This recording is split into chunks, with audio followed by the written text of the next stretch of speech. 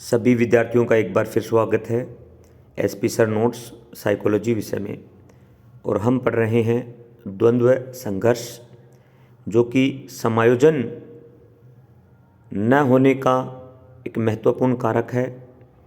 जब दो हमारी बराबर की इच्छाएं जब आपस में टकराने लगती है, जब हमारे दो समांतर विचार या तो वो सकारात्मक विचार होते हैं या वो नकारात्मक विचार होते हैं, तो वो यदि आपस में टकराएं तो द्वंद्व की स्थिति पैदा होती है।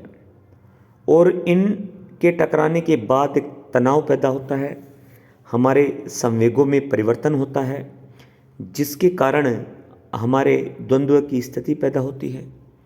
और ऐसा होने का मुख्य कारण है दो बराबर की इच्छाएं जब हमारे सामने कोई चॉइस नहीं हो और दो चीज़ें ऐसी आ जाएं जिनमें से हमें एक को चुनना हो, तो हमारे विचारों में आपस में द्वंद्व होता है, टकराव होता है।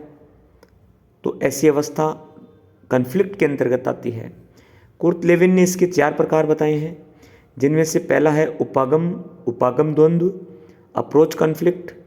इसके अंदर मैं उदाहरण दूंगा कि यदि शादी के लिए एक साथ 2 रिश्ते आ जाएं और दोनों ही लड़कियां सुंदर हो, सुशील हो, शिक्षित हो, तो एक बालक के, ना कहूँगा मैं वयस्क कहूँगा कि एक वयस्क के सामने समस्या आ जाती है कि मैं कौन से का चुनाव करूँ और कौन से को नेग्लेक्ट करूँ।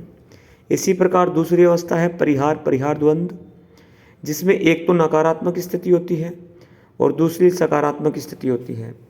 जब कोई लड़का पढ़ना भी नहीं चाहता और कोई काम भी नहीं करना चाहता, यानी दोनों ही नकारात्मक स्थितियां आपस में टकराती हैं, तब परिहार द्वंद्व पैदा होता है। जबकि उपागम में दोनों ही सकारात्मक यानी अच्छी स्थितियां पैदा होती हैं, क्योंकि जब व्यक्ति में पॉजिटिव स्थितियां पैदा होती है तब ये टकराव होता है। तीसरा मैं बताऊंगा उपागम परिहार।